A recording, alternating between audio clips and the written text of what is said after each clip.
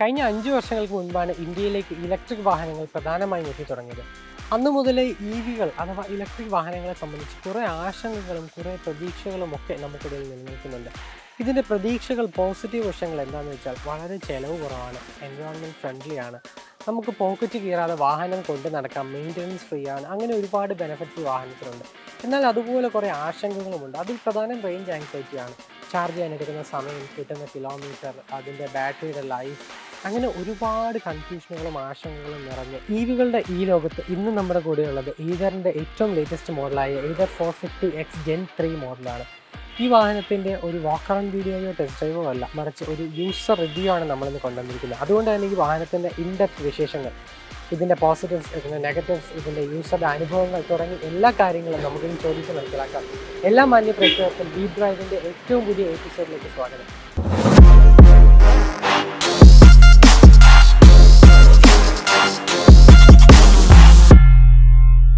Ether 450X Gen 3യുടെ ഓണറെ നമുക്ക് വീഡിയോയിലേക്ക് സ്വാഗതം ചെയ്യാം. നമുക്ക് കൂടുതൽ വിശേഷങ്ങൾ ചോദിച്ചറിയാം.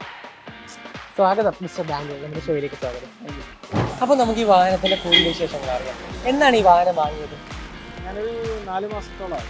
4 മാസമായി. എന്തുകൊണ്ടാണ് ഒരു ഇവിയിലേക്ക് പോയത്? ഇവിയിലേക്ക് പോകുന്നതിന് മുമ്പ് കുറേ ടെൻഷനുകളൊക്കെ ഉണ്ടായിട്ടുണ്ടാവുമല്ലോ. സോ എന്തുകൊണ്ടാണ്, വൈ ആൻഡ് ഇവി? ശരിക്കും പറഞ്ഞു കഴിഞ്ഞാൽ ഞാൻ ഈ പെട്രോളിൻ്റെ വില കാരണം എൻ്റെ വണ്ടി വിറ്റിട്ട് നമ്മൾ സാധാരണ ബസ്സിലും ട്രെയിനിലൊക്കെ യാത്ര ചെയ്യാമെന്ന് വിചാരിച്ചിരിക്കുകയായിരുന്നു.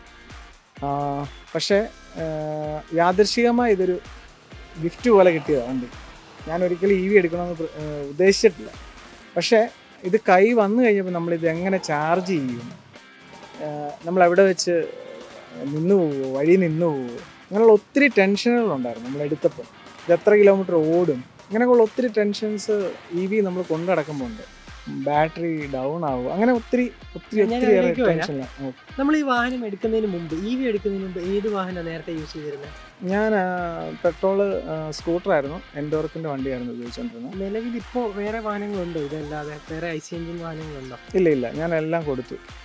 ഇ വിയിലോട്ട് ഇനി മാറാനുള്ള ഒരു തയ്യാറെടുപ്പിലേക്ക്. ഐ സി എഞ്ചിനിലേക്ക് തിരിച്ചു പോകാൻ പറ്റുമോ? ഇല്ല, പറ്റത്തില്ല. അത്രത്തോളം ഇ വി ഇഷ്ടപ്പെട്ടു? അത്രത്തോളം ഇ വിയിൽ നമ്മൾ മനോഹരമാണ്. അതെ. ഓക്കെ, അപ്പോൾ ഡെയിലി നോർമലി എത്ര കിലോമീറ്റർ ഈ വാഹനം ഓടിക്കാറുണ്ട്? ഞാനിപ്പം 100% ചാർജ് ചെയ്യും. 100 കിലോമീറ്റർ, 108 കിലോമീറ്റർ വരെ ഓടും. ഡെയിലി ഓടും. ജോലി സംബന്ധമായ ആവശ്യം? ജോലി സംബന്ധമായിട്ട്. അപ്പോൾ ഏത് ടെറൈനിലൂടെയാണ് പൊതുവെ യൂസ് ചെയ്യുന്നത്? നമ്മളെല്ലാം ഉണ്ട്, ഇറക്കം, എല്ലാ ടെറൈൻസും ഉണ്ട്. കയറ്റമുണ്ട്, ഇറക്കമുണ്ട്, കട്ടറുകളുണ്ട്. എല്ലാ ടെറൈൻസിൽ കൂടെ കടന്നാണ് ഞാൻ ഇപ്പോൾ ഇവിടെ എത്തുന്നത്. അപ്പോൾ ഈതർ 450Xന് കമ്പനി പറയുന്ന 150 കിലോമീറ്റർ അല്ലേ ട്രൂ റേഞ്ച് പറയുന്നത്? അതെ, അത്ര എന്തോ ആണ് അവർ പറയുന്നത്. കിട്ടുന്നുണ്ടോ? അത്രയും കിട്ടത്തില്ല. അത് ഏകദേശം എത്ര കിട്ടും? ഞാൻ വാപ്പ് മോഡിൽ ഇട്ടിട്ട് ഓടിക്കുന്നത്, അതായത് മാക്സിമം സ്പീഡിലിട്ട് ഓടിക്കുന്നത്. അതിലാണ് 108 കിലോമീറ്റർ കിട്ടുന്നത്. അത്രയും കിട്ടുന്നുണ്ട്, അതായത് മാക്സിമം സ്പീഡിൽ ഇട്ടിട്ട് നമ്മൾ വണ്ടി ഓടിക്കുന്നു. അപ്പം അതിലാണ് നമുക്ക് 108 കിട്ടുന്നത്. ഇനി അത് താത്തിട്ട് ഓടിച്ചു കഴിഞ്ഞാൽ ചിലപ്പോൾ കിട്ടുമായിരിക്കും, കൂടുതൽ കിട്ടുമായിരിക്കും. ഞാനത് നോക്കിയിട്ടില്ല. എങ്ങനെയുണ്ട് ഐ സി എഞ്ചിൻ വാഹനങ്ങളെ വെച്ച് നോക്കുമ്പോൾ ഇ വിയുടെ കംഫർട്ടും സസ്പെൻഷനും അതൊക്കെ എങ്ങനെയുണ്ട്? വളരെ നല്ല കംഫർട്ടബിളാണ്. നമ്മളിത് ഓടിച്ചു കഴിഞ്ഞ് കഴിഞ്ഞാൽ നമ്മൾ തിരിച്ച് പെട്രോൾ വാഹനങ്ങളിലേക്ക് പോകത്തില്ല. അത്രയും സ്മൂത്ത് ഡ്രൈവാണ്. നമുക്കൊരു എൻജിൻ്റെ ഒരു വൈബ്രേഷനോ കാര്യങ്ങളോ ഒന്നും തന്നെ ഇല്ല, നോയ്സ് ഇല്ല, ഒത്തിരി എന്താ പറയുന്നത്, വൈബ്രേഷൻ ഒന്നുമില്ല, സുഖം യാത്ര നമുക്ക് ഫീൽ ചെയ്യും. ഈ വാഹനം എടുത്തത് എത്ര നാളായി? 4 മാസത്തോളം. 4 മാസം കൊണ്ട് എത്ര കിലോമീറ്റർ വണ്ടി കവർ ചെയ്തിട്ടുണ്ട്? ഇപ്പോൾ 5000 അടുത്തായിട്ടുണ്ട്. അത്യാവശ്യം ഓട്ടോ ഉണ്ട്. അത്യാവശ്യം ഓട്ടോ ഉണ്ട്. നമുക്ക് ഏറ്റവും ലോങ് ഈ വണ്ടിയിൽ എവിടെയാണ് പോയിരിക്കുന്നത്? ഞാൻ എൻ്റെ ജോലി സ്ഥലം തന്നെയാണ്. ഡെയിലി 100 കിലോമീറ്റർ തന്നെയാണ്. വൺ ചാർജിലാണ് ഞാൻ പോകുന്നത്. നമുക്ക് പില്ലൺ ഉണ്ട്, ഒരാളുകൂടി ഉണ്ടെങ്കിൽ റേഞ്ച് കുറയും, അങ്ങനെ എന്തെങ്കിലും പ്രശ്നം വരാറില്ല? ഒരു 3-4 കിലോമീറ്റർ കുറയും, അത്രേ ഉള്ളൂ. വലിയ പ്രശ്നങ്ങൾ വരാറില്ല. പിന്നെ ഈ റേഞ്ച് ആങ്സൈറ്റി നേരത്തെ പറഞ്ഞല്ലോ, നമ്മൾ യാത്രയിലുടനീളം ഡിസ്പ്ലേയിൽ നോക്കിയിട്ട് ഇനി എത്ര കിലോമീറ്റർ പോകും, അങ്ങനെ ടെൻഷൻ അടിച്ചാണ് ഓടിക്കാറ്? ആദ്യത്തെ ദിവസം തന്നെ ടെൻഷൻ ഉണ്ടായിരുന്നു. ഞാൻ എടുത്തിട്ട് ഇതിൽ ടെസ്റ്റ് ചെയ്യാൻ വേണ്ടിയിട്ട് ഒരു ലോങ് ഞാൻ ആലപ്പുഴയിൽ പോയി. ആലപ്പുഴയിൽ പോയ സമയത്ത് ഇടയ്ക്ക് ആലപ്പുഴയിൽ ചെന്നു, 100 കിലോമീറ്റർ ആയി, നമ്മൾ ഏകദേശം ഡൗണിലേക്ക് വരാറായി. അപ്പം നമുക്ക് ഏതറിൻ്റെ അവിടെ ഒരു ഗ്രിഡുള്ള ഞാൻ നോക്കി വെച്ചിട്ടുണ്ടായിരുന്നു. അവിടെ ഞാൻ ചാർജ് ചെയ്തിട്ട് തിരിച്ച് ഞാൻ പോകുന്നു. ഇത് ടെസ്റ്റ് ചെയ്യാൻ വേണ്ടി ഞാൻ പോയതാണ്. ഇത് നമുക്ക് പണി തരുമോ എന്നുള്ളത് അറിയാൻ വേണ്ടിയിട്ട് പോയതും കൂടെ, കാരണം ഞാൻ ഗ്രിഡ് അവിടെ ഉണ്ടോ എന്ന് ചെക്ക് ചെയ്തിട്ട് പോയത്. വളരെ കുറച്ച് സമയം കൊണ്ട് ആ ഗ്രിഡിൽ ചാർജ് ചെയ്തിട്ട് ഞാൻ തിരിച്ച് വീട്ടിലും വന്നു. അതോടുകൂടി ടെൻഷൻ പോയി. ഗ്രിഡ് അത് പറഞ്ഞപ്പോഴാണ് നേരത്തെ ഫ്രീ ആയിരുന്നു അല്ലേ? നേരത്തെ ഫ്രീ ആയിരുന്നു, അന്ന് ഞാൻ ചാർജ് ചെയ്തപ്പോൾ ഫ്രീ ആയിരുന്നു. ഇപ്പൊ അവര് നിർത്തുന്നു അല്ലേ? അതെ. അതൊരു തിരിച്ചടിയായി. തിരിച്ചടി നമുക്ക് പറയാൻ പറ്റത്തില്ല, കാരണം നമുക്ക് അതിനകത്ത് ഒരു 100 രൂപ നമുക്ക് ചാർജ് ചെയ്യും അവരുടെ ആപ്ലിക്കേഷനകത്ത്. നമ്മൾ വീട്ടിൽ തന്നെയല്ലേ ചാർജ് ചെയ്യുന്നത്, വളരെ അത്യാവശ്യ സമയത്ത് മാത്രമേ നമ്മൾ ഗ്രിഡ് യൂസ് ചെയ്യത്തുള്ളൂ. മറ്റേ ഞാൻ ടെസ്റ്റ് ചെയ്യാൻ വേണ്ടിയിട്ട് പോയത്, ഇപ്പം ഞാൻ ഗ്രിഡ് യൂസ് ചെയ്യുന്ന കുറവാണ്, കാരണം ഞാൻ 1 ചാർജിൽ നമ്മൾ തിരിച്ചു പോകുന്നുണ്ട്. ഇനി നമുക്ക് ഒരു 10 മിനിറ്റ് കൊണ്ട് നമുക്ക് ചാർജ് ചെയ്താൽ പോലും തിരിച്ച് വീട്ടിലെത്താനുള്ള ചാർജ് ഉണ്ട്. അതെ. അപ്പോൾ ചാർജിങ് സമയത്തെ പറ്റി ചോദിക്കാം. നമ്മൾ വീട്ടിൽ നോർമലി ചാർജ് ചെയ്യുമ്പോൾ ഇതിന്റെ കൂടെ വരുന്ന ചാർജാണല്ലോ യൂസ് ചെയ്യുന്നത്. അപ്പോൾ അതിന് നമ്മൾ എക്സ്ട്രാ ലൈൻ കണക്ഷൻ വലിക്കുക അങ്ങനെ എന്തെങ്കിലും ചെയ്തിട്ടുണ്ടോ? 3 ഫേസ് ആക്കുക അങ്ങനെയുള്ള ആവശ്യമാണ്? ഞാൻ അങ്ങനെ 3 ഫേസ് ആക്കാതെ ആയിരുന്നു ചെയ്തിരുന്നത്. പക്ഷെ അങ്ങനെ ചെയ്ത് കഴിഞ്ഞാൽ അതിൻ്റെ പ്ലഗ് കരിഞ്ഞു. അപ്പോൾ അത് നമ്മൾ ഒരിക്കലും ചെയ്യാൻ പാടില്ല. 3 ഫേസ് പ്ലഗിൽ തന്നെ നമ്മൾ കറക്റ്റായിട്ട് കണക്ട് ചെയ്യണം. അത് പവർ പ്ലഗിൽ തന്നെ കണക്ട് ചെയ്യണം. അത് നമ്മൾ പ്രോപ്പറായിട്ട് ഫിക്സ് ചെയ്തിട്ട് വേണം ചെയ്യാൻ. എത്ര സമയം എടുക്കുന്നുണ്ട് നമുക്ക് വീട്ടിലിത് 0 to 100? അല്ലെങ്കിൽ 0 ആവില്ലല്ലോ, ഒരു 20 to 100. എൻ്റെ ഏകദേശം ഞാൻ തിരിച്ച് ഓടി ചെല്ലുമ്പോൾ 0യുടെ അടുത്ത് ചെല്ലുമല്ലോ. ഇപ്പോൾ 2 കിലോമീറ്റർ ഒക്കെ കറക്റ്റ് ചെല്ലുന്നു. ഫുൾ ചാർജ് ആവാൻ എത്ര സമയം എടുക്കും? ഞാൻ രാത്രി ചെല്ലുമ്പോൾ ഒരു 8-9 മണിയൊക്കെ ആകുമ്പോൾ ചെല്ലും. ആ സമയത്ത് ഞാൻ കയറ്റി കുത്തിയിടും. വെളുപ്പിനെ 5 മണിയാകുമ്പോൾ ഞാൻ ഓഫ് ചെയ്യും. അപ്പോഴത്തേക്ക് ഫുൾ ആവും. ഇതിനിപ്പോൾ ഓട്ടോ കട്ട് ഓഫ് ഉണ്ടാവും അല്ലേ? ഫുൾ ചാർജ് ആയ cut off automatically cut off ഉണ്ടാവും. പിന്നെ നമ്മുടെ ആപ്ലിക്കേഷനിലുണ്ട് മെസ്സേജ് വരും, ഫുൾ ചാർജ് ആവുമെന്ന് പറഞ്ഞ് മെസ്സേജ് വരും. അപ്പോൾ നമുക്ക് ഓഫ് ചെയ്യാൻ പറ്റും. നമ്മളിപ്പോൾ പുറത്ത് ചാർജ് ചെയ്യുമ്പോൾ ടൈം എങ്ങനെയാണ് എടുക്കുന്നത്?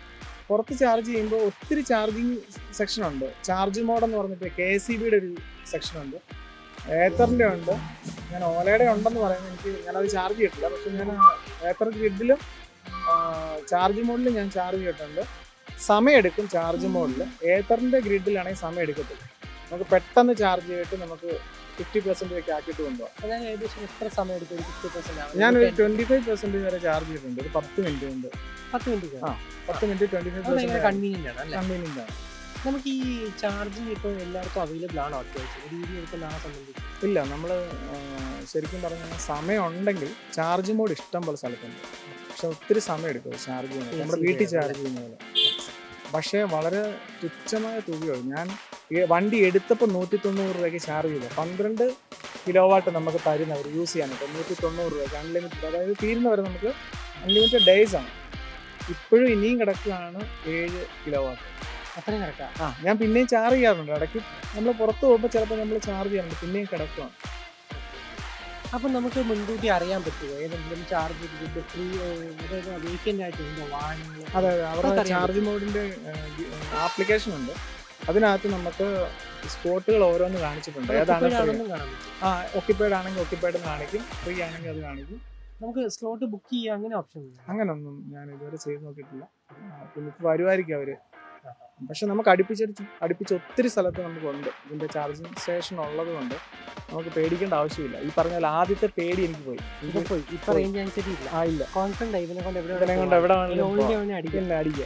അതുപോലെ ചാർജിങ്ങിനെ കുറിച്ച് കുറെ മിത്താണോ ട്രൂ ആണോന്ന് എനിക്കറിയില്ല. അതായത് ഇടിയുള്ളപ്പോൾ ചാർജ് ചെയ്യരുത്, മഴയുള്ളപ്പോൾ ചാർജ് ചെയ്യരുത്, അങ്ങനെയൊക്കെ നോക്കിയിട്ടുണ്ട്. അതൊക്കെ സത്യമുണ്ട്. നമ്മൾ ഒരു ഫോൺ നമ്മൾ ഉപയോഗിക്കുന്ന പോലെ തന്നെയാണ് ഈ വണ്ടി ഉപയോഗിക്കുന്നത്. ഇലക്ട്രോണിക് ഡിവൈസ് ആണ്. ഫോണിനേക്കാളും സൂക്ഷിക്കണമെന്ന് പറയും. കാരണം ഇതിനകത്ത് ടച്ചുണ്ട്, സിമ്മുണ്ട്. നമ്മൾ ചാർജ് ചെയ്യുന്നത് കറണ്ട്, ഇലക്ട്രിസിറ്റി അതാണ്. നമ്മൾ ചാർജിങ് സെക്ഷൻ വരുന്നത് തന്നെ ഇലക്ട്രിസിറ്റിയാണ്. അപ്പോൾ ഇടിവെട്ടി കഴിയുമ്പോൾ അതിനകത്തൂടെ പവർ കയറി വരും. സാധ്യതയുണ്ട്. വെള്ളത്തിൽ കൂടെ ഓടിച്ചിട്ടുണ്ടാവും? ഞാൻ വെള്ളത്തിൽ കൂടെ ഓടിച്ചിട്ടില്ല, പക്ഷെ വെള്ളത്തിൽ കൂടെ ഇറങ്ങിയൊക്കെ പോയിട്ടുണ്ട്. അങ്ങനെയുള്ള പ്രശ്നങ്ങളൊന്നും തന്നെ ഇല്ല. പിന്നെ നമ്മൾ വണ്ടി കഴുകുന്നു. അത് ഞാൻ ചോദിക്കാൻ വരിക, നമ്മൾ സർവീസ് സ്റ്റേഷനിൽ കൊടുത്താൽ ഒരു പവർ വാഷ് ചെയ്യില്ലേ? ആ പ്രശ്നം അതുകൊണ്ട് ഈ വണ്ടിക്ക് ഒരു പ്രശ്നമില്ല. ഞാൻ പവർ വാഷ് ചെയ്തായിരുന്നു. അതിനൊന്നും ഒരു പ്രശ്നമില്ല. അതുപോലെ ഇതിനോട് എയ്തർ 450യോട് കമ്പീറ്റ് ചെയ്യുന്ന ചില വാഹനങ്ങൾ, അതിനൊക്കെ ഉള്ളൊരു പ്രശ്നം ഞാൻ കേട്ടിട്ടുള്ളതാണ്. അതായത് ഒരുപാട് ദൂരം നിർത്താതെ ഓടിക്കുമ്പോൾ ഹീറ്റ് ആവുന്നു, അല്ലെങ്കിൽ കയറ്റം കയറുമ്പോൾ ഹീറ്റ് ആവുന്നു, വണ്ടി തന്നെ നിന്ന് പോകുന്നു, വണ്ടിക്ക് ബ്രേക്ക് വേണമെന്ന് പറയുന്നു. അങ്ങനെയുള്ള പ്രശ്നങ്ങൾ എയ്തറിനുണ്ടായിട്ടുണ്ട്. ഞാൻ ആദ്യമേ പറഞ്ഞില്ല, ഞാൻ എടുത്തപ്പോൾ ടെസ്റ്റ് ചെയ്യാൻ വേണ്ടിയിട്ട് ഇത് ഇത്രയും ഫുൾ ചാർജിൽ നമ്മൾ ഇത്രയും കിലോമീറ്റർ ഓടി അവിടെ ചെന്ന് നമ്മൾ തിരിച്ച് ചാർജ് ചെയ്തിട്ട് ഞാൻ തിരിച്ചു വന്നു. എന്നിട്ട് ഇതുവരെ ചൂട് ആവുകയോ അങ്ങനെയുള്ള ഇഷ്യൂസ് ഒന്നും കാണിച്ചിട്ടില്ല. ഈ വാഹനം ഹൈ റേഞ്ച് കൊണ്ടുപോയിട്ടുണ്ട്? ഇല്ല, ഞാൻ ഹൈ റേഞ്ച് ഒന്നും കൊണ്ടുപോയി. ഓക്കെ, അപ്പോൾ റേഞ്ച് ആങ്സൈറ്റി ഇല്ല എന്ന് പറഞ്ഞു. പിന്നെ നമുക്ക് ബാറ്ററി ആങ്സൈറ്റി ഉണ്ടോ? അതായത് EVകളുടെ പകുതി വിലയാണല്ലോ ബാറ്ററിയുടെ വിലയായിട്ട് പറയുന്നത്. അപ്പോൾ ഇതിൻ്റെ ബാറ്ററിക്ക് എന്തെങ്കിലും കംപ്ലൈൻറ്റ് വന്നാൽ ഈ വാഹനത്തിൻ്റെ പകുതി വില എൻ്റെ ഇത് പോകുമല്ലോ, അങ്ങനെ ഒരു ടെൻഷനുണ്ട്. ആദ്യം ഉണ്ടായിരുന്നു. നമ്മളിപ്പം കാൽക്കുലേറ്റ് ചെയ്ത് വെച്ച് കിലോമീറ്റർ വെച്ച് നോക്കുമ്പോൾ 10,000 രൂപയുടെ പെട്രോൾ അടിക്കേണ്ട സമയം കഴിഞ്ഞു. ആ 10,000 രൂപ നമ്മൾ മാറ്റി വെച്ചാൽ നമ്മൾ സർവീസ് ചെയ്യുമ്പോൾ നമ്മൾ സാധാരണ മോട്ടോർ വെഹിക്കിൾ സർവീസ് ചെയ്യുന്ന പൈസ ഉണ്ടല്ലോ, അത് നമുക്ക് ഒരിക്കലും തിരിച്ചു കിട്ടത്തില്ല. പക്ഷേ ഇതിൻ്റെ നമ്മൾ ഒരിക്കലും എന്താ പറയുന്നത് നഷ്ടപ്പെടുന്നില്ല, നമ്മൾ സേവ് ചെയ്യാൻ പറ്റും. അതായത് 10,000 രൂപ എന്ന് പറയുന്ന സംഭവം നമുക്ക് സേവ് ചെയ്ത് വെക്കാൻ പറ്റും. അങ്ങനെ നമ്മൾ 5 മാസം അല്ലെങ്കിൽ 10 മാസം സേവ് ചെയ്താൽ തന്നെ ബാറ്ററിയുടെ വിലയ്ക്ക് മേളിലായി. അതുപോലെ വണ്ടി ഇപ്പോൾ നമ്മൾ 1 കൊല്ലം നമ്മളത് സേവ് ചെയ്യുകയാണെങ്കിൽ നമ്മൾ വണ്ടി ഫ്രീ ആയി. ഇനി ഈ വണ്ടിയെ കൊടുത്തിട്ട് വേറെ പുതിയ വണ്ടി എടുക്കണം. അപ്പോൾ വീട്ടിൽ നമ്മൾ ചാർജ് ചെയ്യുമ്പോൾ കറണ്ട് ചാർജ് എങ്ങനെയാണ് വരുന്നത്? ഇപ്പോൾ 4 മാസമായിട്ട് യൂസ് ചെയ്യുന്നുണ്ടല്ലോ, അപ്പോൾ അതിൽ കറണ്ട് ചാർജിൽ ബില്ല് എങ്ങനെയുണ്ട്? കറണ്ട് ബില്ല് കൂടുന്നുണ്ടോ? കറണ്ട് ബില്ല് വലിയ വ്യത്യാസമൊന്നും എത്ര രൂപയുടെ വ്യത്യാസം അപ്രോക്സിമേറ്റ്ലി? എനിക്ക് വലിയ വ്യത്യാസം തോന്നിയില്ല. കാരണം എനിക്ക് ഓൾറെഡി വീട്ടിൽ AC ഉണ്ട്, മിക്കതും വർക്ക് ചെയ്യുന്നുണ്ട്. എന്നാലും വലിയ വ്യത്യാസങ്ങളൊന്നും. അതായത് ഡെയിലി നമ്മൾ 100 കിലോമീറ്റർ യാത്ര ചെയ്താൽ നമുക്ക് വലിയൊരു ബാധ്യത നമ്മുടെ പോക്കറ്റ് കീറുന്നില്ല. ഇല്ല, അതൊരു പോസിറ്റീവ് കാര്യം. അതെ. നമ്മൾ ഏതെങ്കിലും ഗ്രിഡിൽ ചാർജ് ചെയ്താൽ പോലും, ഞാൻ പറഞ്ഞില്ല 25% ചാർജ് ചെയ്തിട്ട് പോലും നമുക്ക് 50 രൂപ താഴെ ആയിട്ടില്ല. അപ്പോൾ അവരുടെ ഗ്രിഡിന് ചാർജ് കൂടുതലാണ്, എന്നിട്ട് പോലും അത്രയേ ഉള്ളൂ. ഞാൻ പറഞ്ഞില്ല ഇത്രയും ഫാസ്റ്റ് ചാർജിങ്. ഇത്രയും മാസമായിട്ട് ഞാൻ 12 കിലോ വാട്ട് KCB യൂസ് ചെയ്തിട്ടും ഇത്രയും ഇനിയും കിടക്കുവാണ് 7 കിലോ വാട്ട്.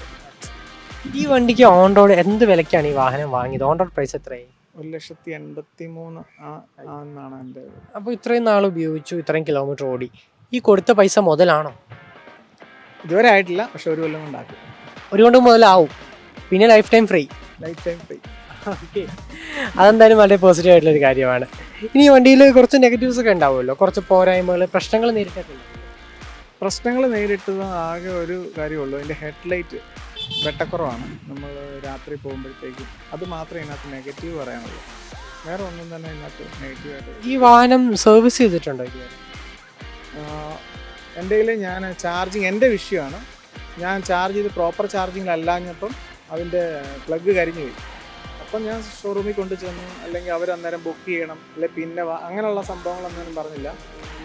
അവരത് വേണ്ട കാര്യങ്ങളൊക്കെ ചെയ്ത് ചെക്ക് ചെയ്ത് ഓക്കെ ആക്കി തന്നു. സർവീസ് ഒക്കെ മികച്ചതാണ്, കുഴപ്പമില്ല. ടൊയോട്ടയോടൊപ്പം നിൽക്കും സർവീസിന്? ഇല്ല, അതെനിക്കറിയത്തില്ല. എനിക്ക് പോയ സംഭവം അവർ കറക്റ്റായിട്ട് ചെയ്തു. സർവീസിന് പേരിയേറ്റ ബ്രാൻഡാണല്ലോ ടൊയോട്ട, അതാണ് ഞാൻ ചോദിച്ചത്. അതെ.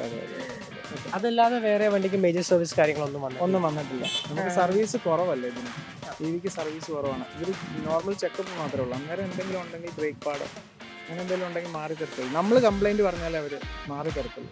വണ്ടി തന്നെ ഡിറ്റക്ട് ചെയ്യുമോ? എന്തെങ്കിലും കംപ്ലൈൻറ്റ്സ് ഒക്കെ ഉണ്ടെങ്കിൽ സ്ക്രീനിൽ കാണിക്കുമോ? ഉണ്ടെന്നാണ് അവർ പറയുന്നത്. എനിക്കിതുവരെ ഒന്നും കംപ്ലൈൻറ്റ്സ് കാണിച്ചിട്ടില്ല. അതിൻ്റെ ബ്രേക്ക് പാഡ്സ് വല്ലതും ചേഞ്ച് ചെയ്തിട്ടുണ്ടോ? ഇല്ല, ഒന്നും ചെയ്യില്ല. ഷോറൂം ഇറക്കി അതേപോലെ തന്നെ ഒന്നും റീപ്ലേസ്മെൻ്റ് ഒന്നും സീറോ ഒന്നും ചെയ്യും, കംപ്ലൈൻറ്റ്സ് ഒന്നും പറഞ്ഞു. Okay, very good. അപ്പോൾ അതേപോലെ ഇതിന് മുന്നേ ഉള്ള ഏതർ Gen 2 കേട്ടിരുന്നൊരു പ്രശ്നമാണ്, അതായത് അതിൻ്റെ ബാക്ക് സീറ്റിൽ ഒരു ഗ്യാപ്പ് വന്നിട്ട്, അടയുമ്പോൾ ഒരു ഗ്യാപ്പ് വന്നിട്ട് അതിൻ്റെ ഇടയ്ക്കൂടെ വെള്ളം ഇറങ്ങുക, കഴിഞ്ഞ മഴ പെയ്യുമ്പോഴൊക്കെ. അത് ഒരുപാടല്ല, കുറച്ചായിട്ട് ഇറങ്ങുക. അപ്പോൾ നമ്മൾ വാല്യുബിൾ എന്തെങ്കിലും പേപ്പേഴ്സൊക്കെ വെച്ച് കഴിഞ്ഞാൽ അത് നനയാനുള്ള ഒരു കാര്യം, ചാർജേഴ്സ് വെച്ച് കഴിഞ്ഞാൽ അതിൽ നനയുക, അങ്ങനൊരു പ്രശ്നം ഞാൻ കേട്ടിട്ടുണ്ട്. അതുപോലെ ഇതിനൊരു ഗ്യാപ്പ് ഉള്ളതുകൊണ്ട് നമുക്ക് ഈ ചെറുതായിട്ട് കൈയിട്ട് മൊബൈൽ എടുക്കുക, അങ്ങനെ ഒരു പ്രശ്നം ഏതോ Gen 2 കേട്ടിട്ടുണ്ട്. 3 അങ്ങനെ എന്തെങ്കിലും പ്രശ്നങ്ങളുണ്ട്? ഞാനിതെടുത്തിട്ട് ഞാൻ വണ്ടി ഫുള്ള് കഴുകി, സീറ്റ് അടച്ചിട്ടിട്ടില്ല നമ്മൾ കഴുകുന്നു. അതിനകത്ത് വെള്ളമൊന്നും അതിനകത്ത് കയറിയിട്ട് ഇറങ്ങില്ല. ഇല്ല. മുന്നത്തെ പേരിൽ മഴയത്ത് വെച്ചാൽ വെള്ളം കുറച്ച് ഇറങ്ങുന്നു എന്നൊക്കെ ഞാൻ പറയുന്നുണ്ട്. അല്ല, ഇതിനകത്ത് ഞാൻ വെള്ളം കയറിയൊന്നും കണ്ടില്ല. കഴുകൊക്കെ ചെയ്തിട്ട് മറ്റു വെള്ളം കയറിയിട്ടില്ല.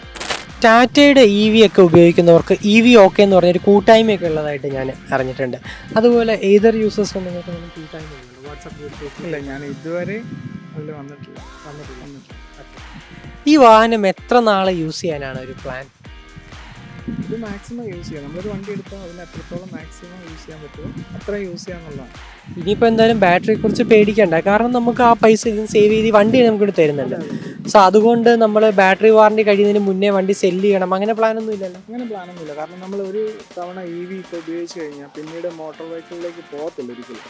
അത്രയും സ്മൂത്ത് പറ്റത്തില്ല. സൗണ്ട് ഇല്ല, കുലുക്കില്ല, പിന്നെ പൈസ ഇല്ല. അതെ. അപ്പോൾ ഈ വണ്ടിയുടെ റൈഡിങ് കംഫർട്ട് അടിപൊളിയാണ്. പില്ലിയൻ ഉണ്ടെങ്കിൽ ബാക്കിൽ ഒരാളിരുന്നാൽ അയാൾക്കും ഇതേ കംഫർട്ട് തന്നെ കിട്ടുന്നുണ്ട്. അതെ, ഞാൻ ബാക്കിൽ എൻ്റെ വൈഫിനെ കൊണ്ട് പോയിട്ട് ഒന്നും ഇഷ്യൂസ് ഒന്നും ഉള്ളതായിട്ട് പറഞ്ഞില്ല. ലോങ് റൈഡ് ചെയ്തിട്ട് പ്രശ്നമൊന്നുമില്ല. അതേപോലെ ഈ വണ്ടിയുടെ ഒരു നെഗറ്റീവ് ഞാൻ കേട്ടിട്ടുള്ളത്, ഇതിൻ്റെ ബാക്കിൽ ഒരു നെയ്ക്കഡ് ഡിസൈനാണല്ലോ. ആക്ച്വലി വണ്ടി മൊത്തത്തിൽ ഒരു നെയ്ക്കഡ് ബോഡി ഡിസൈനാണല്ലോ. ബാക്കിൽ ആവശ്യത്തിന് വൈസറോ അല്ലെങ്കിൽ മഡ് ഗാർഡോ ഒന്നും വരാത്തത് കൊണ്ട് മഴയത്തും ചെളിയിലൊക്കെ പോകുമ്പോൾ ബാക്കിലിരിക്കുന്ന ആളുടെ അടുത്ത് ബാക്കിൽ വീലിൽ നിന്നുള്ള ചെളി തെറിച്ചിട്ട് ഡ്രസ്സിലൊക്കെ ആവുന്ന ഒരു പരാതി കേട്ടിട്ടുണ്ട്. അത് ഈ വണ്ടിയിൽ അനുഭവപ്പെട്ടിട്ടുണ്ട്. ഞാൻ ഓടിച്ചിട്ട് മഴയത്തോട് ഓടിച്ചായിരുന്നു, പക്ഷേ എനിക്ക് ആ ചെള്ള ലൈറ്റിൽ പോലും വന്നിട്ടില്ല. ഞാൻ വാപ്പിലിട്ടാണ് ഓടിക്കുന്നത്. ചിലർ പറഞ്ഞു കേട്ടിട്ടുണ്ട് നോർമൽ, അതായത് എക്കോ മോളിലിട്ട് ഓടിച്ചു കഴിഞ്ഞാൽ തെറിക്കത്തില്ല, വാപ്പ് മോളിലിട്ട് ഓടിച്ചു കഴിഞ്ഞാൽ തെറിക്കും എന്ന് പറയുന്നുണ്ട്. പക്ഷേ ഞാൻ വാപ്പ് മോളിലിട്ട് ഓടിക്കുന്നു, പക്ഷേ തെറിച്ച് ലൈറ്റിൽ പോലും വരുന്ന ഞാൻ കണ്ടിട്ടില്ല. വേറെ എന്തെങ്കിലും നെഗറ്റീവ് വണ്ടിക്ക് ഉണ്ടോ ഇത്ര നാൾ യൂസ് ചെയ്ത്? ഇതിനകത്ത് നമ്മൾ പറഞ്ഞു അല്ലേ, വേറെ എന്തെങ്കിലും വേറെ പറയാനുള്ളതെന്ന് വെച്ച് കഴിഞ്ഞാൽ ഈ വണ്ടി എടുക്കുന്നവർ സൂക്ഷിക്കേണ്ട ഒരു കാര്യം എന്ന് വെച്ച് കഴിഞ്ഞാൽ ഭാര്യയെ വെട്ടിച്ചെങ്കിൽ പോകാൻ പറ്റത്തില്ല. അതെന്താ? കാരണം ഭാര്യയ്ക്ക് ട്രാക്ക് ചെയ്യാം ഞാനിപ്പോൾ എവിടെയാണെന്നുള്ളത്. അല്ല, നമുക്ക് ഓണറുടെ ഫോണിൽ മാത്രമല്ലേ ട്രാക്കിംഗ്? അല്ല, നമുക്ക് ആരുടെ ഫോണിൽ നമുക്കത് ചെയ്യാൻ പറ്റും. അതൊരു പണിയാണല്ലേ ആരുടെ ഫോൺ? അതായത് ഇപ്പോൾ നമ്മുടെ കുടുംബത്തിലുള്ള ഇപ്പോൾ ഒരു മകൾക്ക് ഈ വണ്ടി എടുത്ത് കൊടുക്കുവാണെങ്കിൽ ഫാദറിനും ആ ആപ്ലിക്കേഷൻ ഇൻസ്റ്റാൾ ചെയ്യാം, മകൾക്കും ഇൻസ്റ്റാൾ ചെയ്യാം. അപ്പോൾ ഈ മകൾ എവിടെയാണ് പോയിരിക്കുന്നത് നമുക്ക് ട്രാക്ക് ചെയ്യാൻ പറ്റും. അപ്പോൾ ഇവരെ പറ്റിച്ചെങ്ങും പോകാൻ പറ്റും. ആ ഒരു ട്രാക്കിങ്ങിൽ ഉപരി ഇവര് അവിടെ സുരക്ഷിതമായിട്ട് എത്തിയോ, അവിടെ നിന്ന് പുറപ്പെട്ടോ, എല്ലാം നമുക്ക് അതറിയാൻ പറ്റും. ഭയങ്കര പോസിറ്റീവായിട്ടാണ്. പക്ഷേ വെട്ടിച്ച് പോകാനുള്ളവർക്ക്, ഡ്രൈവ് കാണിക്കുന്നവർക്ക് നെഗറ്റീവ് എടുക്കാൻ പാടില്ല. അപ്പോൾ അങ്ങനെയൊക്കെയാണ് ഈ വണ്ടിയുടെ കാര്യങ്ങൾ. ഈ വണ്ടി ആർക്കൊക്കെ സജസ്റ്റ് ചെയ്യും? ഞാൻ പറയുന്നത് എല്ലാവരും ഈ ഒരു വണ്ടി എടുക്കണമെന്ന് പറയുന്നത്. എല്ലാം EV-യിലേക്ക് വരണം. അതെ, എല്ലാവരും EV-യിലേക്ക് വരുവാണെങ്കിൽ നമ്മുടെ പൊല്യൂഷൻ കുറയും, നോയ്സ് കുറയും, അങ്ങനെ ഒത്തിരി ബെനിഫിറ്റ് ഉണ്ട്. ഇപ്പം പതിയെ ഞാനും കാറിലേക്കൊക്കെ പോകുമ്പോൾ EV-യിലേക്ക് പോകണമെന്നാണ് ഞാൻ ആഗ്രഹിക്കുന്നത്. അതുപോലെ എല്ലാവരും വരണമെന്നാണ് പറയുന്നത്. EV ആയതുകൊണ്ട് തന്നെ കുടുക്കം കുറവാണ്, ഒച്ചയും ബഹളം കുറവാണ്. അതൊക്കെ ഭയങ്കര പീസ്ഫുൾ മൈൻഡ് ഓഫ് ഡ്രൈവിംഗ് നമുക്ക് കിട്ടും അല്ലേ, ട്രാവലിങ്ങിലൊക്കെ? അതെ. നല്ല നോയ്സ് ഉണ്ട്. ഈ ലോറിയൊക്കെ പോകുന്ന റോഡ് സൈഡ് ആയതുകൊണ്ട് ഭയങ്കര നോയ്സ് ഉണ്ട്. പ്രേക്ഷകർ ക്ഷമിക്കണം കേട്ടോ, ചെറിയ നോയ്സ് അവിടെ ഇവിടെയൊക്കെ കേൾക്കും. അപ്പോൾ അപ്രോക്സിമേറ്റ്ലി ഒരു 2 ലക്ഷം രൂപയുടെ അടുത്ത് വില വരുന്നൊരു വണ്ടി. ഇത് സാധാരണക്കാർക്ക് താങ്ങാവുന്ന ഒരു പ്രൈസ് ആണെന്ന് എനിക്ക് തോന്നുന്നില്ല അല്ലേ? കാരണം ഇനീഷ്യലി നമുക്കൊരു ബുള്ളറ്റൊക്കെ ചിലപ്പോൾ ഒരു 1.5 ലാക്കോ അല്ലെങ്കിൽ അത്യാവശ്യം ഒരു നല്ല വണ്ടിയൊക്കെ ഒരു 1.5 ലാക്കിൽ കിട്ടും. 3 ലാക്കിന് ഒരു BMW കിട്ടും തോന്നുന്നു. സാധാരണക്കാർക്ക് ഒരു ഇച്ചിരി പ്രൈസ് ഉണ്ട്, പക്ഷേ എന്നാലും അവർക്ക് എടുക്കുന്നത് വർത്താണ്. നമ്മൾ കാൽക്കുലേറ്റ് ചെയ്യുന്ന എപ്പോഴും സർവീസ് ചെയ്യുന്നത്, പെട്രോൾ അടിക്കുന്നതൊക്കെ നമ്മൾ കാൽക്കുലേറ്റ് ചെയ്യണം. അതാരും കാൽക്കുലേറ്റ് ചെയ്യാറില്ല. സാധാരണഗതിയിൽ നമ്മൾ പെട്രോൾ അടിക്കുന്നു പോകുന്നു, പക്ഷെ അത് കാൽക്കുലേറ്റ് ചെയ്താൽ പോലും നമ്മൾ ഒരു മാസം 5000 രൂപയ്ക്ക് മേലെ പെട്രോൾ അടിക്കും. എൻ്റെ കേസിൽ തന്നെ 5000 രൂപയുടെ മേലെ പെട്രോൾ അടിക്കും. നമ്മളിത് എടുത്തൊരു ലോണിലെടുത്താൽ 4000 രൂപ താഴെ നമുക്ക് അടവ് വരും. ഇനിയിപ്പോൾ 5000 വെച്ചാൽ പോലും നമ്മൾ പെട്രോൾ അടിക്കുന്ന പൈസ മതി. സർവീസ് ചെയ്യുന്ന 2000 രൂപ ഓയിൽ ചേഞ്ച് മറ്റു കാര്യങ്ങൾ നമ്മൾ ഒഴിവാക്കിയാൽ പോലും അതെങ്കിലും സേവ് ചെയ്യും. അപ്പോൾ നമ്മൾ പെട്രോൾ അടിക്കുന്ന കാശ് ഈ വണ്ടിക്ക് EMI കൊടുക്കുക, 2 വർഷം EMI അടയ്ക്കുക, അല്ലെങ്കിൽ 3 വർഷം EMI അടയ്ക്കുക, പിന്നെ ലൈഫ് ടൈം ഫ്രീ ആയിട്ട് ഉപയോഗിക്കുക. അടുത്ത വണ്ടി എക്സ്ചേഞ്ച് ചെയ്യുക. ഓക്കെ. അപ്പോൾ ഈ വണ്ടി EV ലോകത്തേക്ക് വരാൻ കാത്തിരിക്കുന്ന ഒരുപാട് പേര് നമുക്കിടയിലുണ്ട്. അതിപ്പോൾ യൂത്ത് മുതൽ പ്രായം വരെ എല്ലാവരും EV-യിലേക്ക് വന്നുകൊണ്ടിരിക്കുകയാണ്. അവർക്ക് എന്തെങ്കിലും ഉപദേശങ്ങളോ സജഷൻസ് കൊടുക്കാനുണ്ടോ? ഇതിലേക്ക് വരുന്നതിന് മുമ്പ് അവർ എന്തൊക്കെ പ്രിപ്പറേഷൻസ് എടുക്കണം? ലൈക്ക് ഒരു ട്രാവൽ പോകാൻ പ്ലാൻ ചെയ്യണമെന്ന് പറയാറുണ്ടല്ലോ. പെട്രോൾ ആണെങ്കിൽ നമുക്ക് എടുക്കുക, എണ്ണ അടിക്കുക, വിട്ടു പോവുക. ഇതാകുമ്പോൾ കുറച്ച് പ്ലാനിങ് വേണമല്ലോ. അങ്ങനത്തെ ഉപദേശങ്ങളോ സജഷൻസോ അങ്ങനെ എന്തെങ്കിലും? ഞാനിപ്പോൾ സാധാരണ ചാർജ് ചെയ്യുന്നത് എങ്ങനെയാണെന്ന് വെച്ച് കഴിഞ്ഞാൽ നമ്മൾ അതായത് ചാർജിങ് മോഡുകൾ എവിടെയൊക്കെയാണെന്ന് ചെക്ക് ചെയ്തിട്ട് അതിനടുത്തൊരു കോഫി ഷോപ്പ് ഉണ്ടോ എന്ന് ചെക്ക് ചെയ്യും. എന്നിട്ട് ഒരു ചായ കുടിക്കുക, ചാർജ് ചെയ്യാൻ ഇടുക, പോവുക. അപ്പോൾ അത് നമ്മൾ നോക്കുമ്പോൾ എല്ലാ കോഫി ഷോപ്പുകളിലും ഇത് വരുവാണെങ്കിൽ ആർക്കും പേടിക്കേണ്ട. അപ്പോൾ ആർക്ക് വേണമെങ്കിലും ഒരു കോഫി കുടിക്കണമെങ്കിൽ പോലും നമുക്ക് കയറാം. അപ്പോൾ അവിടെ കയറി ചാർജ് ചെയ്യുന്ന സമയത്ത് നമുക്ക് കോഫിയും കുടിക്കാം, ചാർജും ചെയ്യാം. അത് കഴിഞ്ഞ് നമുക്ക് തുടർന്ന് യാത്ര ചെയ്യുകയും ചെയ്യാം. അപ്പോൾ പുതുതായി EV എടുക്കുന്ന ഒരാൾ എന്തൊക്കെ മനസ്സിൽ കാണണം? ഇപ്പോൾ ഇനിയുള്ള അങ്ങോട്ട് എല്ലാവരും അപ്ഡേറ്റഡ് ആണ്. ഓൾറെഡി ഇപ്പോൾ കുറേ ഇപ്പം ഞാൻ കോട്ടയത്തു നിന്ന് വരുമ്പോൾ ഒരു സർവീസ് സെൻറ്ററിൽ ഏതറിൻ്റെ ഗ്രിഡ് വെച്ചിട്ടുണ്ട്. അപ്പം അവിടെ നമുക്ക് വേണമെങ്കിൽ ചാർജ് ചെയ്യാം. ഒന്ന് സർവീസ് ചെയ്യണമെങ്കിൽ അവിടെ കയറ്റി സർവീസ് ചെയ്തിട്ട്, അതുപോലെ കോഫി ഷോപ്പിൽ വരുവാണെങ്കിൽ നമുക്ക് ചാർജ് ചെയ്തിട്ട് പോകാം. അപ്പം നമ്മൾ ഇനി എടുക്കാൻ പോകുന്നവർ കൂടുതൽ ഇതിലേക്ക് വരണം. കാരണം എന്താണെന്ന് വെച്ച് കഴിഞ്ഞാൽ ഇനി അങ്ങോട്ട് ഗ്രിഡുകൾ കൂടുതൽ വരുമ്പോൾ നമ്മൾ പേടിക്കേണ്ട ആവശ്യമില്ല. ഇതുപോലെ പണ്ട് പെട്രോൾ വണ്ടികൾ എടുത്തുകൊണ്ടിരുന്ന സമയത്ത് പെട്രോൾ പമ്പുകൾ കുറവായിരുന്നു. അതുപോലെ തന്നെ EV സ്റ്റേഷൻസ് ഇപ്പോൾ കുറവായിരിക്കും, പക്ഷേ ഇനി അങ്ങോട്ട് സ്റ്റേഷൻസ് വരും. അപ്പം നമുക്ക് പേടിക്കേണ്ട ആവശ്യമില്ല, ലോങ് എത്ര വേണേലും പോകാം. അപ്പോൾ ഈ ഒരു റേഞ്ച് ആങ്സൈറ്റി ഇല്ലാതെ നമുക്ക് ധൈര്യമായിട്ട് വണ്ടി എടുത്ത് എവിടെ വേണേൽ പോകാം, എന്തെങ്കിലും അടിച്ചു വിളിക്കാം. അപ്പോൾ വേറൊരാൾക്ക് ഈ ഒരു എയ്തറിൻ്റെ 450X സജസ്റ്റ് ചെയ്യുമോ? ഉറപ്പായിട്ടും ചെയ്യും. ആര് ചോദിച്ചാലും ഞാൻ ഏതൊരു ധൈര്യമായിട്ട് എടുത്തോളാൻ പറയും. കാരണം ഞാൻ ഇത്രയും ദിവസം യൂസ് ചെയ്തിട്ട് എനിക്കൊരു കംപ്ലയിൻറ്റ് കാണിച്ചിട്ടില്ല. ഇപ്പം സാധാരണ മോട്ടോർ വെഹിക്കിളാണെങ്കിൽ ഈ കിലോമീറ്ററിൽ ഞാൻ 2 സർവീസായി അല്ലേ. 1500 2000 നമ്മൾ ഓയിൽ ചേഞ്ച് ചെയ്യണം, ഫിൽറ്റർ ചേഞ്ച് ചെയ്യേണ്ടി വരും. പക്ഷേ ഈ സമയത്ത് നമ്മുടെ കാശ് അത്രയും പോക്കറ്റിലായി. ഇത്രയും രൂപയുടെ പെട്രോൾ നമ്മൾ അടിച്ചിട്ടില്ല. എന്തായാലും നമ്മുടെ പ്രേക്ഷകർക്ക് വിശദമായ ഒരു വിവരണം തന്നെ മിസ്റ്റർ ഡാനിയൽ തന്നിട്ടുണ്ട്. അതിന് നമുക്ക് ഒരുപാട് നന്ദിയുണ്ട്. ഇത്രയും നല്ലൊരു വാഹനം നമുക്ക് ഇത്രയും വിശദമായി നിങ്ങളുടെ സമയം ഇത്രയും ചിലവഴിച്ച് നമ്മുടെ കൂടെ വന്നതിനും നമ്മുടെ പ്രേക്ഷകർക്കായി എല്ലാം പങ്കുവെച്ചതിനും. അപ്പോൾ മറ്റൊരു ദിവസം നമുക്ക് വീണ്ടും കാണാം, മറ്റൊരു പുതിയ വാഹനവുമായി കാണാം. അപ്പോൾ നമുക്ക് ഡാനിയലിനെ നമ്മുടെ ചാനലിൽ നിന്നും യാത്രയാക്കാം. അപ്പോൾ thank you so much. Beep ഡ്രൈവിൻ്റെ പുതിയൊരു എപ്പിസോഡ് നമുക്ക് കാണുന്നത് വരെ എല്ലാവർക്കും നന്ദി.